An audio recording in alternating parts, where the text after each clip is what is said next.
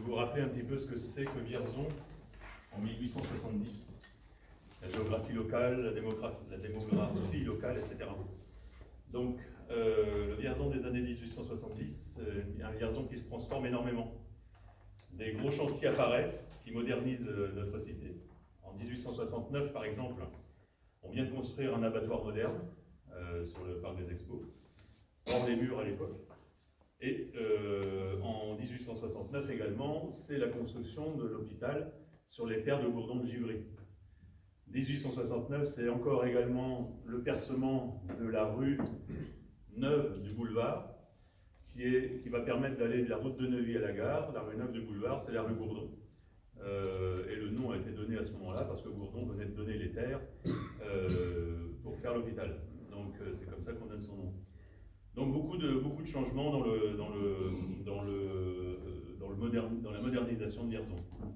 Et puis donc au niveau de la démographie, donc c'est surtout depuis l'installation et l'arrivée des usines à Vierzon que la démographie augmente, prenant 1000 habitants tous les 5 ans. On voit ça dans les recensements, dans les dénombrements de population. Vous avez 8000 habitants en 1830, 12 000 en 1860 et 15 000 en 1880. Donc ce sont des hommes jeunes, alors là je cite le préfet de l'époque de 1880, de toutes les régions de France, fermé la guillemets, qui viennent travailler dans les usines locales. Donc par exemple, ils sont déjà 800 chez H en 1850, 1200 à la forge à cette époque-là. Les cheminots et employés du canal s'agrègent effectivement à cette population jeune et, entre guillemets, instable, donc encore une fois, dixit le préfet. Et donc c'est une population ouvrière qui va se lancer, qui va adhérer aux idées avancées, comme on disait justement à l'époque, aux idées républicaines. Donc de Piat à Basile. Donc politiquement, il ne faut pas surestimer le poids du socialisme à Vierzon. Donc le poids des idées avancées justement, avant les événements 1870-71, grâce aux actions de Piat et de Basile, puis après Basile. Donc en 1848, on pressent l'influence de Piat. Donc lui, il est né en 1810 au pied du Beffroi. En 1830, c'est un étudiant en droit à Bourges. Il participe aux Journées révolutionnaires de Bourges. Avocat, il devient vite dramaturge et journaliste. Et ses idées le font remarquer par le gouvernement républicain de 1848, qui le nomme commissaire de la République dans le Cher. À Vierzon, son action elle va être double, mais ça va être la même action à Vierzonville comme à Vierzon-Village, c'est-à-dire qu'il va démettre les maires. Il va supprimer les fonctions de maire de village Grenouillet, et qui était donc le directeur de la forge, et Lambert à Vierzonville, qui était lui le propriétaire. Il les remplace respectivement par Guénivet, donc à Vierzon-Village, qui est marchand de laine à l'époque, et Pétry, qui est porcelainier pour Vierzonville. Les anciens conseillers conservateurs restent cependant toujours en place en 1848, et on ouvre un comité républicain en mars 1848, mais là on n'a pas d'archives, qui pourraient permettre d'en connaître à la fois la durée ou l'activité. Par contre, on se rend compte qu'il est composé de fils d'eux, donc ce comité républicain de 1848, fils de notables locaux fortunés, directeurs d'usines, propriétaires terriens. Et donc, ce sera la génération, ce sont les jeunes là, et ce sera la génération qui arrivera en 1870 et qui seront également encore ces notables et ces, entre guillemets, conservateurs.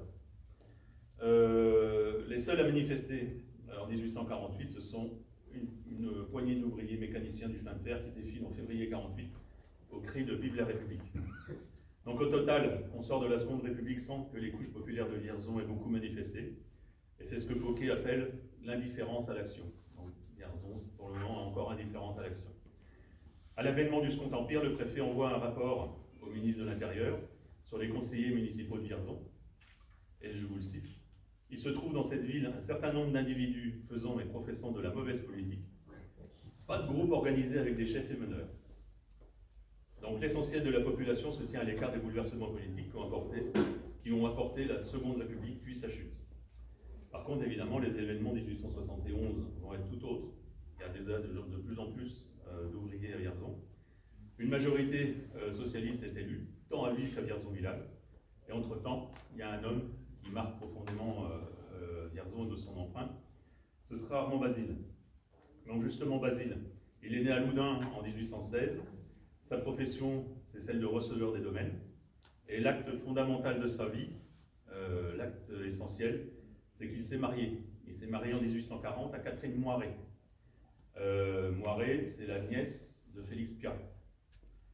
Et ce dernier est présent au mariage, il signe le registre. Il faut savoir que Félix Piat et Armand Basile, ils sont du même âge. Donc ce sont vraiment de la même génération. Et leur amitié qui vient de naître va se transformer rapidement en complicité politique. Et donc le mariage en 1840 à Vierzon, c'est une date doublement importante puisque un peu ailleurs dans Vierzon, il y a un autre homme qui naît à Vierzon. Et c'est Édouard Vaillant, qui sera lui de 30 ans le cadet de Piat et de Basile. Donc Basile aura 3 enfants avec son épouse, donc il n'habitait pas encore à Vierzon, ils reviennent chaque fois pour les accouchements de sa femme. Donc il faut savoir que Moiré était chirurgien dans l'armée napoléonienne, au Premier Empire. Et c'est sans doute pour ça qu'il revient à Vierzon, parce qu'il y a le père qui est chirurgien. Armand Basile revient à Vierzon en 1850. Le couple s'installe rue d'Échange, même adresse que le beau-père, donc que chez Moiré. Et nous sommes en pleine Deuxième République. Basile ouvre à Vierzon une porcelainerie rue de la République. Il a pour associé Alexis Larchevêque, le père de Marc. Il n'est pas fortuné à ce moment-là, Basile. Et une note des archives montre que Piat lui fait un prêt de 100 000 francs pour l'acquisition de sa part de cette manufacture de porcelaine. Et donc, on peut supposer que c'est à partir de 1850, quand il remet vraiment le pied à Vierzon, que Basile va entrer en politique, entre guillemets, en adoptant les idées avancées, entre guillemets, de Piat. Donc, si les témoins de ces 2 premiers enfants sont tous les mêmes notables vierzonais bien installés, les enfants de Basile, les 2 premières naissances, les témoins, ce sont des rentiers, ce sont pharmaciens, etc. Il y a un notaire. Par contre, la troisième naissance, les témoins qui signent ne sont plus du tout les mêmes. Il y a un ouvrier du chemin de fer et un ouvrier peintre en bâtiment. Donc ça explique aussi peut-être sa volonté de se rapprocher du mouvement ouvrier. Par contre, ça, volonté peut-être, l'État, lui, il en est persuadé, que c'est une volonté de se rapprocher du monde ouvrier. Et c'est ce qui a été rappelé dans le rapport parlementaire qui a fait suite aux événements de la Commune. Je le cite. Depuis 1848, la population de Vierzon a travaillé dans le seul but personnel de Félix Piat. Mais celui-ci, donc, il a dû fuir le coup d'État de Napoléon III, et seul Basile reste à Vierzon, chargé d'organiser l'opposition républicaine. Donc Basile, il se présente aux législatives de 1857, il est largement battu, mais il obtient tout de même 60% des voix dans l'agglomération de Vierzon, 80% en 1869. Les ouvriers, ce sont les porcelainiers qui sont considérés comme les plus fidèles à Basile. Ce sont des, entre guillemets, ennemis de l'ordre, comme le mentionne le préfet à l'époque. En devenant manufacturier, il devient le chef de cette redoutable population. Dans les communes de Vierzon et Village, les conseillers municipaux étaient presque tous dévoués à Félix Piat et Armand Basile. Fin de citation. Alors, de population indifférente, comme disait Poquet, en 1848, la réputation de Vierzon maintenant est d'être agitée en cette fin de règne napoléonien, Napoléon III. Une manifestation contre le maire Guénivet, nommé par le préfet, éclate à la Saint-Jean de 1869. On lance des pétards, on jette des pierres aux gendarmes, on chante la Marseillaise et on placarde même des affiches rouges contre Badinguet. En fait, il s'agit surtout de fustiger la nomination des maires par l'empereur. Le conseil doit être maître du vote de l'élection du maire. En l'occurrence, Guénivet avait été choisi en dehors des conseillers de Vierzonville. Et en plus, il n'était même pas de Vierzonville, Guénivet. Donc, c'était une gêne pour les habitants, pour les conseillers municipaux qui avaient été élus. Le commissaire de police note que la politique paraît étrangère à cette manifestation, donc c'est de la Saint-Jean 1869. La politique paraît... Et tout porte à croire que la manifestation a été faite à l'adresse de l'autorité locale. Une chanson est faite contre cette autorité, et elle fait le fond de la manifestation, elle est chantée nuit et jour par toute la population de Brière. Le divorce vierzonais avec le régime se concrétise dans les urnes lors du plébiscite du 8 mai 1870, où l'empereur avait demandé l'adhésion à ces réformes libérales, La réponse des électeurs sera non pour Vierzon à 65%. Donc vous voyez, entre 1848 et 1870, en une vingtaine d'années, Basile aura su, avec l'aide de Piat, enfoncer le coin du socialisme dans le mauvais esprit de la classe ouvrière vierzonnaise.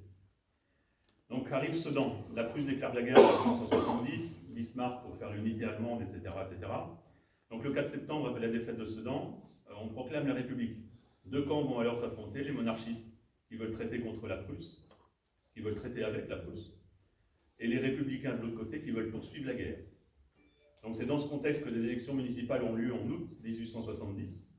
Le camp républicain est majoritaire au conseil de ville, et lors de la réunion du 16 août, le conseil confirme tout de même le conservateur Dodo au poste de maire, et il propose Hector Toutain, dont on va parler Frédéric, au poste de premier adjoint. Toutain, c'est pas un inconnu, il est distillateur, et son père, c'est le créateur de la fameuse liqueur l'Aberration, qui va être prise après par le liquoriste Messelin, je ne sais pas comment on prononce. Donc Toutain, c'est le mieux élu des candidats devant Basile, et ce sera le cas jusqu'aux élections de 1874, où les notables reviendront à ce moment-là aux affaires. Et surtout, Toutain est le cousin d'Édouard Vaillant.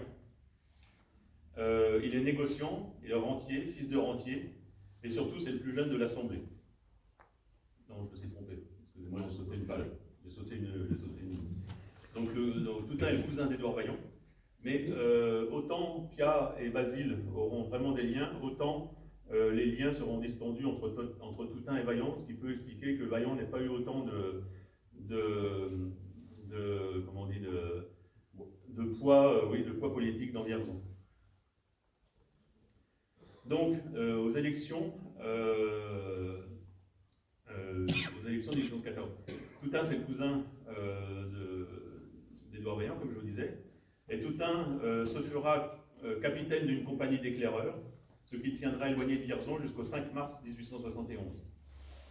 Donc, à cette même élection de 1870, apparaît un tout jeune conseiller qui va prendre beaucoup d'importance, c'est Charles Roy. Il est négociant, rentier, fils de rentier, et surtout c'est le plus jeune de l'Assemblée. Donc comme c'est le plus jeune de l'Assemblée, il est automatiquement secrétaire de séance.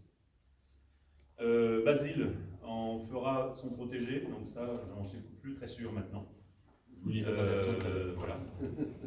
Disons que c'était, quand je l'ai écrit, ça me paraissait logique, mais le roi et Basile n'avaient pas franchement des relations, enfin vous verrez. Ouais, voilà. Et donc Basile, Charleroi devient maire, et aux grandes dames du préfet qui n'aiment pas qu'on lui torde la main. C'est-à-dire que les maires sont élus par le conseil municipal, mais qui doivent être confirmés par le préfet. Et le préfet ne veut pas entendre parler pourtant de Basile. Donc dans cette même réunion du conseil, il est mentionné que certains membres émettent différentes propositions et vœux, dont le but ne serait qu'être approuvé par les électeurs. Fin de citation. Donc là, il faut aller voir aux archives départementales pour ce que c'est que cette proposition et vœux. Et en fait, ça montre que la volonté d'Armand Basile à l'époque avait été de proclamer la République. Le conseil municipal restera plus discret, lui, dans sa formulation. Apparaît tout de même le souhait de donner toute publicité aux décisions du conseil, à partir de ce septembre 1870. Il faut savoir que ce n'était pas alors la norme. Les conseils municipaux se déroulaient à huis clos, et la délibération n'était pas rendue publique. Donc le passage de témoin entre Dodo et Basile au poste de maire mérite quelques éclaircissements. Le 16 août, le conseil maintient Dodo dans ses fonctions de maire, mais il n'a pas encore été confirmé par le préfet. Il devrait présider les séances suivantes. C'est le cas pour celle du 1er septembre. Ce n'est plus le cas pour celle du 19 septembre, où sur le registre, Basile est devenu maire, président de l'Assemblée. Le 22 septembre, Dodo redevient faisant fonction de président de l'Assemblée. Tout ça parce qu'il y a de la tergiversation du préfet, etc. Et enfin, le 30 septembre, le conseil est appelé à proposer ses maires et ses adjoints. Toutain, le mieux élu du 16 août, est président de séance. Toutain écrit dans le registre en disant « ça sera Basile le maire », et il rajoute dans le registre municipal c'est à prendre ou à laisser, ce qui rend l'embarras du choix moins difficile. Ils envoient ça en préfecture. Le préfet dit non, cette délibération-là, moi j'en veux pas, donc vous la rayez. Vous la verrez quand on fera le bulletin, donc c'est rayé, etc. Donc voilà le truc. En fait, de toute façon, c'est quand même le conseil municipal qui va avoir le dernier mot. Et le préfet finit par accepter la nomination de Basile le 12 octobre. Entre-temps, la République avait été programmée. Donc, la commune, avant la commune, en fait, pour faire œuvre communarde, Vierzon n'attendra pas l'exemple parisien. Le 19 septembre, la première délibération municipale prise par Basile concerne l'instruction publique. Je cite la délibération dans son entièreté. Sur la proposition de plusieurs membres, le Conseil décide à l'unanimité que l'instruction dans la ville de Vierzon sera laïque, gratuite et obligatoire. Il nomme une commission dite de l'instruction publique chargée d'étudier la réalisation de ce programme et en général de tout ce qui touche les écoles. Donc font partie de cette commission les citoyens Dodo, Porcher, fabricant de poterie, futur communard lui aussi, Urvois et Lancelot.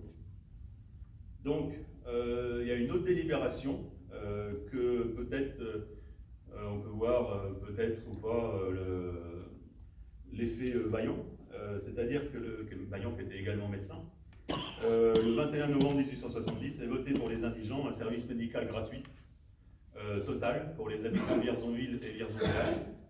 Le seul truc, on paye un médecin pour faire ce service médical gratuit. La seule chose qui est dite, c'est qu'on combattra les abus. Mais en fait, donc, durant l'époque Basile, donc à l'automne, l'hiver de 1870 jusqu'en décembre, se concerne surtout les frais liés à la guerre. Donc en août 1870, le préfet avait lancé un appel aux volontaires. Après Sedan, ils se rouleront dans l'armée de la Loire, composée des gardes mobiles et des départements, enfin des gardes mobiles des départements. Et sur les 6000 hommes du Cher, il y en a 500 qui sont originaires de Vierzon. Dedans, vous avez Pépin Le Halleur, par exemple, qui sera un des lieutenants de ces gardes mobiles. Donc le conseil relaie l'appel du préfet et vote l'emprunt remboursable par des centimes additionnels pour équiper une garde nationale mobilisable. Donc là, il y a unanimité au sein du conseil, et il faut savoir que quand on vote des centimes additionnels, quand on vote un budget, là ils sont obligés de faire appel également aux plus imposés de la ville. Et qui ont apparaître dans les plus imposés de la ville, donc c'est le vrai bottin des industriels locaux. On voit apparaître l'archevêque, porcelainier, Ferrand, qui est porcelainier, Le Lièvre, charpentier de marine, Ajasson, porcelainier, Baron, propriétaire, donc Rossignol, Pépin Le Halleur, porcelainier, Guénivet fils, verrier, Montifray, porcelainier, H, porcelainier, Célestin Gérard, Barbaron, donc la banque, et Burdel, le médecin. Basile fait également partie des plus riches. Donc vous voyez, 1848, il prend 100 000 francs auprès de K. 1870, il fait partie des plus riches et des plus imposés. Donc l'armée prussienne est à Orléans le 11 octobre. Basile fustige les politiques qui ne veulent plus que la paix, en laissant le pays aux mains des Hulans. Il fustige les militaires incapables. On peut donner comme exemple qu'il y avait un colonel qui était stationné aux messageries et qui a demandé à un Vierzonais de passage si la Loire écoulait bien à Vierzon. Donc voilà, c'est ce genre de truc que Basile ne veut pas entendre parler. Il fustige que jusqu'alors, je cite, jusqu'alors les éclaireurs choisis par les généraux n'ont rien éclairé du tout, puisque toujours l'armée s'est laissée prendre. En conséquence, il propose au conseil d'engager au comble de la ville 10 éclaireurs avec lesquels il s'est entendu, tous braconniers, tous connaissant le pays et qui seraient chargés de parcourir les campagnes voisines dans un rayon d'environ 80 km. Donc cette compagnie d'éclaireurs, il charge Toutain de la créer. Alors, est-ce que c'est lui qui charge Toutain de la créer ou est-ce que c'est Toutain qui va la créer de son propre chef? C'est Frédéric Oulier. Donc en tout cas, dans le conseil municipal, c'est Basile qui dit c'est moi qui ai fait ça. Donc cette garde en question, Toutain, il va l'engager. Il engage 10 hommes, puis une cinquantaine d'hommes qui vont devenir les éclaireurs. Et c'est fort de ces premiers résultats que Toutain va être engagé officiellement intégré dans l'armée régulière avec le grade de capitaine. Donc ils vont parcourir des kilomètres dans la Sologne, de Orléans à Bourges, en passant par Vierzon, le tout pour saper et pour arrêter l'avancée des Prussiens. Militairement parlant, il ne s'agit déjà plus de délivrer Orléans, mais bien d'empêcher l'avancée plus avant des troupes prussiennes. Vierzon doit devenir une place forte, et Basile poursuit. Vierzon, par sa situation topographique, tête de ligne ferrée, placée sur le Cher, traversée par le canal du Centre, adossée à une vaste forêt, Vierzon, dernière clé de Bourges, du cœur de la patrie, était effectivement un des principaux objectifs de l'ennemi. On le savait, on s'y attendait. Aussi, la municipalité, constituée en comité de défense, n'avait cessé de s'occuper des moyens de résistance aux envahisseurs, d'entretenir le sentiment public du vieux patriotisme vierzonais. Des travaux défensifs avaient été établis, qui pouvaient, avec succès, tenir l'ennemi en sérieux échec. La population, elle, veillait et se tenait prête. Donc, mais l'armée de la Loire, elle est sous-équipée, et les gardes nationales n'ont pas été suffisamment armées. En fait, le gouvernement, il se méfie tout simplement de ces gardes nationales et refuse d'envoyer des renforts ainsi que de donner des armes en nombre à des civils qui deviennent des soldats du jour au lendemain. Et surtout, le gouvernement dit de défense nationale, lui, il veut négocier avec la Prusse, il ne veut pas continuer la guerre. Donc le 8 décembre, les Uhlans rentrent dans Vierzon et stationnent jusqu'au 13. Leur principale occupation est de partir à la recherche de ravitaillement, réquisitions diverses, tant en denrées qu'en fourrage pour leurs chevaux. Le jour de leur arrivée, Basile rédigera un court libelle. En présence de l'invasion et de l'attitude de la troupe refusant de prendre la moindre part à la défense, ne voulant traiter en aucune façon avec l'ennemi, le maire et ses 2 adjoints remettent la démission de leurs fonctions entre les mains de leurs concitoyens. Donc Basile va démissionner du conseil municipal après 3 mois, après 4 mois, en décembre 1870. Là, on va changer, on va arriver dans un nouveau chapitre, on va voir arriver Urvois, justement. Dans la séance du 19 décembre 1870, un seul sujet à l'ordre du jour, la réorganisation du conseil municipal. 9 candidats se présentent pour les fonctions de maire et d'adjoint. Chevalier arrive en tête avec 11 voix. Urvois est 3e avec 8 voix. 8 voix. Aucun nom ne sort. Il faut pourtant que le conseil décide. Le 13 décembre, c'est Lancelot Marchand qui préside. Et le 20 janvier 1871, Basile réapparaît au conseil municipal. Il en est le secrétaire de séance, alors que Urvois en est le président. Je vous rappelle que c'est le plus jeune. Urvois vient d'être nommé maire par le préfet, et Pignon, maréchal ferrant et Chaput, géomètre, seront ses 2 adjoints. Et le conseil, présidé par Urvois à partir de janvier 1871, rappelle la volonté de donner de la publicité aux délibérations, comme ça avait été proposé avant, et décide à l'unanimité d'afficher le sommaire dans un cadre dans le vestibule de la mairie. Le citoyen maire partage pleinement les libérales intentions de l'Assemblée, déclare qu'il s'empressera de les réaliser. Alors, à partir de là, de janvier 1871, Basile multipliera les absences au conseil municipal. Il ne sera présent qu'une seule fois, le 28 mars, le jour même de la proclamation de la commune à Paris. C'est-à-dire qu'il y a volonté ou pas, j'en sais rien, mais à un moment donné, le conseil municipal se réunit le 28 mars, et Basile est inscrit sur le conseil municipal, il est là. Il n'y a pas d'autre fois où il est présent. Donc, en attendant, le gouvernement signe l'armistice le 28 janvier 1871.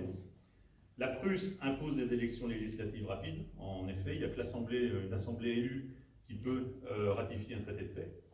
Et donc le Cher envoie des députés réactionnaires à Paris, dont Thiers, qui est lui élu dans 24 départements. Donc Thiers avait été également élu dans le Cher. Seul Paris envoie une majorité de républicains, dont les 2 Vierzonais, Vaillant et Piat, qui arrivent à l'Assemblée nationale. Donc Thiers est nommé chef du pouvoir exécutif de la République, chargé de traiter avec la Prusse. Les conditions sont signées le 26 février. Les Parisiens républicains sont bien décidés à poursuivre les hostilités. On enrôle à tour de bras dans une garde nationale populaire qui s'organise en comité central, véritable contre-pouvoir, embryon de la future commune. L'Assemblée s'enfuit à Versailles et Thiers se focalise sur les canons de Montmartre et Belleville qu'il ne veut pas laisser entre les mains des Parisiens. Et donc c'est le fameux épisode du 18 mars et le début de l'insurrection parisienne. Donc la commune à Paris. Donc au-delà des événements, la commune à Paris, ce sont aussi des hommes. De nombreux Vierzonais ont participé à la tentative révolutionnaire. Le journal du Cher, dans son édition du 22 avril 1871, écrit la chose suivante. Pour peu que cela continue, Vierzon fournira à lui seul une bonne partie du personnel de la commune de Paris. Donc Piat et Vaillant ne sont pas les seuls Vierzonais à avoir des fonctions importantes. À l'échelon militaire, ce sont 2 autres communards qui inquiètent les autorités versaillaises, Chardon et Okolowitz. Chardon était chaudronnier à Vierzon chez un patron proche de Piat, puis il devient cheminot et s'installe à Paris. Il fréquente le club démocrate révolutionnaire de son arrondissement, signataire de la fiche rouge du 4 janvier 1871. Il deviendra général commandant militaire de la préfecture de police, membre de la cour martiale. Quant à Okolowicz, donc il fait partie d'une fratrie de musiciens, tous nés à Vierzon, tous membres du club démocratique du 17e arrondissement. Auguste Okolowicz, le plus connu des frères Okolowicz, deviendra colonel aide du camp du général Dombrowski, commandant la garde nationale. Et c'est lui qui mettra le drapeau rouge en haut de la colonne Vendôme le 28 mars, le jour de la proclamation de la commune. Donc en tout, ce sont bas mot une trentaine de Vierzonais, en tout cas reconnus comme tels, qui ont activement participé aux événements parisiens. Et à Vierzon, qu'est-ce qui se passe pendant la commune? Donc à Vierzon, les événements parisiens semblent quand même lointains. Pour savoir ce qui se passe en ville, il n'y a qu'une seule source, les enquêtes du commissaire spécial, donc autrement dit les archives préfectorales, les RG si vous voulez. Vierzon y apparaît comme un des lieux moteurs de la contestation. Pourtant, les événements en eux-mêmes ont surtout une portée symbolique. Quelques affiches gouvernementales déchirées, proclamation par un comité de la jeunesse le 28 mars en faveur de la commune, plusieurs réunions de porcelainiers dans des cafés, et des réunions qui sont elles-mêmes menées par des internationalistes porcelainiers meuhunois. Ce n'est même pas des porcelainiers vierzonais, c'est des meuhunois qui viennent dans les cafés vierzonais. Sans oublier la plantation d'un drapeau rouge dans la nuit du 8 mai, et par trois jeunes qui se verront condamnés à 3 mois de prison en juillet pour ce geste-là. En juillet, la commune est loin derrière. Donc le 18 mars, Vaillant est à Vierzon, en transit depuis le sud pour Paris. Un historien a écrit que Basile aurait organisé chez lui une réunion où étaient également présents Chardon et Piat, ainsi que 200 ouvriers porcelainiers. Alors le problème, c'est que là-dessus, j'ai absolument rien retrouvé de cette réunion, ni dans les journaux, évidemment, qui relataient surtout pas ce genre d'événement, ni dans les registres des renseignements généraux. Donc, je ne sais pas où, enfin, je sais pas, là je ne sais pas, je ne vais pas vous dire. Le 1er avril, c'est Piat qui est à Vierzon. Le commissaire de police est alarmiste. On dit que ce soir, Piat sera à Vierzon et que la ville proclamera sa commune. Et là, maintenant, c'est au maire Charleroi de rentrer dans la danse. Il rassure lui-même le préfet en disant, qui dit « J'ai vu le maire qui n'ajoute aucune fois à ces bruits. Il assure que la population de Vierzon ne fera aucune démonstration dans le sens de la commune.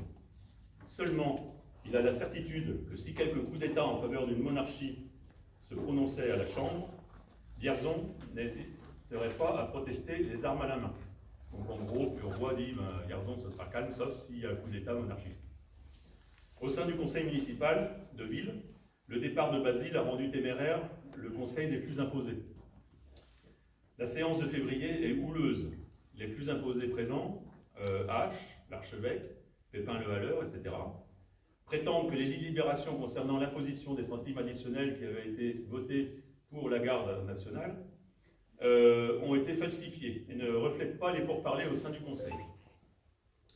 Huroy, enfin équilibriste, il rétablit la situation en annonçant que de toute façon toutes les dépenses prévues n'avaient pas été réalisées et il propose un nouveau tableau d'amortissement de l'emprunt, ce qui calme les plus imposés. Basile, donc je vous dis, réapparaît fin mars. Il sera présent, il ne sera plus présent jusqu'aux élections de fin avril. Le registre des délibérations ne reflète en rien les événements de Paris ou un quelconque trouble local. Donc, pendant toute la durée de la commune de Paris, il n'y a rien dans le conseil municipal qui pourrait laisser supposer qu'il se passe des événements importants à Paris. Les seuls au registre, qu'est-ce qui se passe dans cette période de février, mars, avril 1871? On y parle surtout de la construction de la rue Gourdon, comme je vous ai dit, de la rue Félix Piat, donc aujourd'hui la rue Charleroi, de l'acquisition de la maison Bourdin. La maison Bourdin, c'est une maison contiguë à la mairie, où il y avait Réavis jusqu'à pas longtemps et la police municipale aujourd'hui. Et la construction du mur du cimetière. Donc c'était ça les délibérations municipales. Donc une réunion du conseil a lieu le 28 mars, peut-être une date choisie, on n'en sait rien. Le jour même où Ranvier proclame la Commune à Paris, où Colowitz plante le drapeau rouge. Mais par contre, le sujet, c'est ce que je vous ai dit, il ne se passe rien. Par contre, il n'y a pas volonté pour la commune, pour le conseil municipal de déclarer la commune, mais par contre, il y en a peut-être en ville pour déclarer la commune. C'est-à-dire que le journal donc Urvois rassure le préfet en disant non, le conseil municipal ne vote pas la commune. Par contre, le journal de Jules Vallès se fait l'écho par un entrefilet. Il annonce dans son édition du 31 mars la commune à Vierzon. C'est assez laconique, c'est 3 membres de Vierzon viennent nous voir et annoncent la commune à Vierzon. On ne sait pas qui sont ces 3 membres, etc. Voilà, mais bon. La seule déclaration de la municipalité, elle est en faveur de la République. Et cette déclaration, elle se trouve dans les archives du cabinet du préfet. Malheureusement, le problème, c'est qu'elle n'est pas datée. Et elle dit ceci: nous devons rester unis de cœur et d'action pour épargner à la patrie de nouvelles douleurs et déjouer les plans fratricides des ennemis de la République. Citoyens, confiance et union, c'est le salut. Comptez sur notre patriotisme comme nous faisons foi sur le vôtre, et si jamais on osait porter la main sur la République, vous nous trouveriez prêts à marcher à votre tête pour défendre ce dépôt sacré. Donc la principale manifestation en faveur de la commune, elle a lieu le 5 avril, 3 jours après le début de la guerre civile. Basile, peut-être, ça, j'en sais strictement rien. Et 200 ouvriers porcelainiers, parmi lesquels on retrouverait notamment Porcher et Toutain, tentent de stopper un train en gare de Vierzon chargé des renforts militaires versaillais. C'est un échec. Tout simplement, le journal du Cher, il s'en est fait l'écho pour relater l'échec. En fait, le train, comme ça s'était su qu'il allait y avoir une manifestation sur les voies à Vierzon, le train avait été détourné.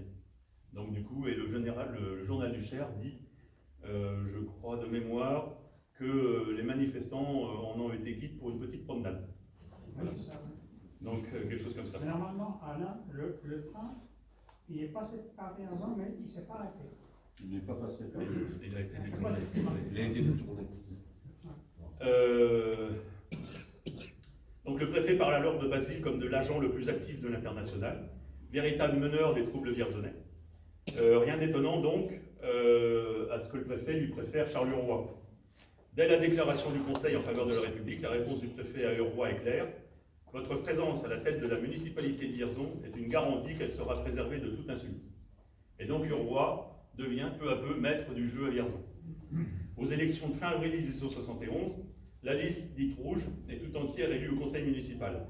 Basile n'en fait pas partie, mais Pia, lui, il y apparaît comme conseiller. Il ne siégera jamais.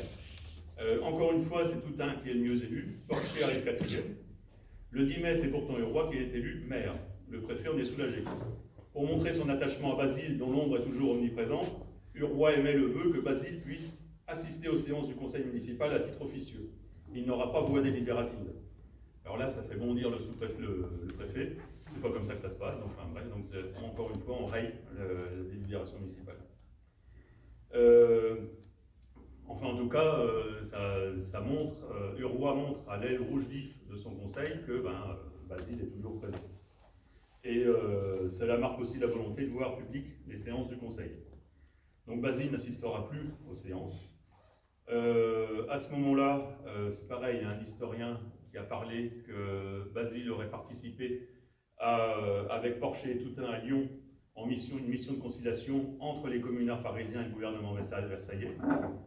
Le problème, c'est que pour savoir qui participait à cette tentative de conciliation, c'est gros point d'interrogation. A priori, Porcher, c'est sûr. Toutain, c'est un peu moins sûr. Basile, c'est encore moins sûr. Donc, ils ne sont pas les seuls. De toute façon, il y a eu d'autres tentatives de conciliation avec le maire de Bourges. Et donc, les médiations ayant échoué, c'est le début de la semaine sanglante, le 20 mai 1871. Le conseil municipal ne se réunira plus avant le 30 mai. Urvois vient mettre à bord de son conseil jusqu'à la loi de janvier 1874 qu'il révoque. Il reste considéré comme favorable aux idées de la commune lors de l'enquête parlementaire. Par contre, rien ne l'atteste dans ses actions. De 1874 à 1878, il sera révoqué puis réélu. Et son dernier mandat s'achèvera en 1883, avec à son actif la création de l'ENP. Basile, de son côté, il a fui Vierzon après la semaine sanglante. Il est recherché par leur fils, il est arrêté à Agen et purge une peine de 2 mois de prison à Bourges. Il finira ruiné, il va accepter un poste de courtier en assurance. Il accepte également une dernière bataille politique, candidat socialiste vaillantiste au sénatorial de 85 dans le Cher. Battu, il obtient tout de même 3 fois plus de suffrages qu'espéré. Il n'a pas le temps d'en profiter puisqu'il décède quelques jours après le résultat. Pierre et Vaillant, eux, sont condamnés par contumace. Ils s'enfuient à Londres où Vaillant rencontre Marx et adhère à l'Internationale. Piat, quant à lui, est officiellement déchu de son poste de conseiller municipal en 1873. Et pour conclure, je ne sais pas si je vais pas empiéter sur toi, mais tu me le dis, c'est parler un peu de l'enquête parlementaire de 1872, où justement le préfet explique ce qui s'est passé à Vierzon, d'après lui. C'est que, on a vu que après les événements de décembre 70, après le passage de Huan, Basile s'écarte. Et le préfet et le commandant de gendarmerie aussi, le colonel de gendarmerie ont cette même analyse, que certes tout le monde était pro-Basile, mais que Basile n'a pas eu le courage de ses idées, et que justement les Vierzonais attendaient que Basile leur dise « Allez, soulevez-vous », et sauf que Basile n'a jamais eu le courage de ses opinions. C'est ce que dit l'enquête parlementaire, et cette enquête parlementaire vous sera fournie avec le bulletin quand on le fera. Voilà. Bien.